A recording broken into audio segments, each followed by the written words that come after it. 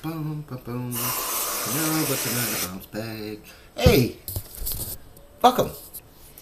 Welcome to another episode in the Quarantine Management Institute. I'm the professor, Dr. Chris McCusker, and this episode is about renewal. Renewal is part of the crisis. It's a stage in a crisis. If you go back to QMI number 9 on 4 stages of a crisis, we can analyze a crisis in terms of the pre-crisis, the survival of the crisis, the recovery from the crisis, and the renewal. Pre-crisis is what happens before the crisis starts. The survival of the crisis, which is what we're still in with COVID-19, is trying to get through it, trying to survive. Recovery is when we get our organizations back on our feet, back on their feet. And then renewal is, once we're back up and running, how do we express our values in the post-crisis environment? Renewal can be defined as expressing values in the post-crisis environment. As we address problems that the crisis revealed, we want to express our values in coming up with solutions. I've twisted it a little bit by arguing that what we want to do is achieve ethical wisdom in the solutions that we create to address problems identified during the crisis. In an episode coming tomorrow, I'll describe what I feel are some of the problems that are revealed in the COVID-19 pandemic. What problems are there for me, for families, for companies, for society generally? I think that's something that we all have to do, but I'll share some thoughts on that as well. And then there's the challenge of leading change. Once we've identified our agenda, what we want to make happen, we've actually got to lead a change process, and we'll talk some more about that in a subsequent episode as well. But for now, let's focus on renewal. I'd like to address renewal as a leadership challenge. The idea is that if you're someone who is leading a family, or leading a company, or a team, leading a community, leading in some way in society, renewal should be on your agenda as a task of leadership.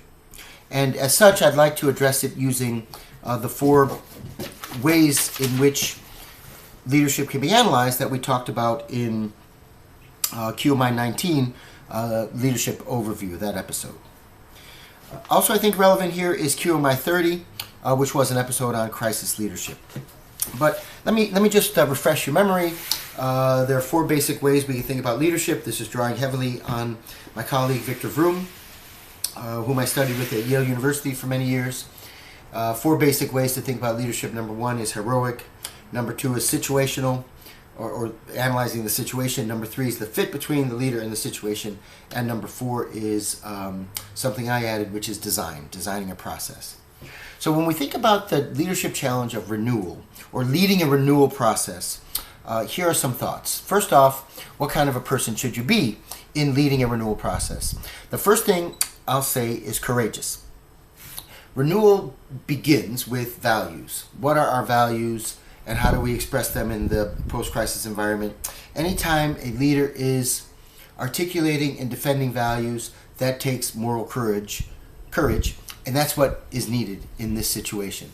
So you've got to have the courage to bring out that mission statement, to bring out those values, and articulate and defend them, and make the case that those values are relevant to what's happening now. Also, I think optimism. We're gonna be leading change. Change is difficult. There's always resistance to change, and leaders have to be optimistic. You've got to believe that it can happen. Drawing on the Turknet model of leadership character that we will talk some more about. I studied with Bob and Lynn Turknet many years, their model of leadership character. They've emphasized a couple qualities that I think are really important here. Humility and empathy. Humility is thinking more of other people, and empathy is trying to understand others' points of view. Trying to use your imagination to put yourself in their shoes, or ask questions and listen in order to understand what somebody else might be going through. When we think about the renewal process, a leader has to be open to information about how the situation has changed, open to information about ideas for expressing values in the post-crisis environment. And being open to influence of others is a kind of humility. You have to appreciate other people more, and also not seeing yourself as someone who knows it all, but also has something to learn. Empathy is asking questions and listening, trying to understand how does somebody else see the world, how does this look like from their point of view. So, from the heroic leadership approach, the qualities of character that seem most fitting, from my opinion, are moral courage, optimism, humility, and empathy. When we think about the situation view of leadership, it's really about diagnosing conditions. And I think any kind of strategic review would be really important once the organization is back on its feet. What are we doing? What is our strategy? What is our winning move? How has the situation changed? What is our competition up to, and why are they doing what they're doing? What about this environment is different that we really need to pay attention to?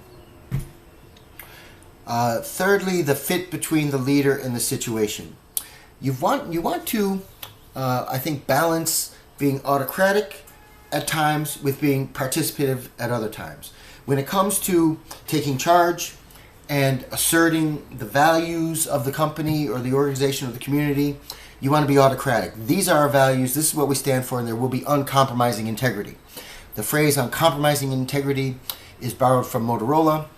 There was a book written by executives at Motorola which included many philosophical perspectives, and the title of the book is Uncompromising Integrity, and I think it's a great phrase for leaders when it comes to renewal.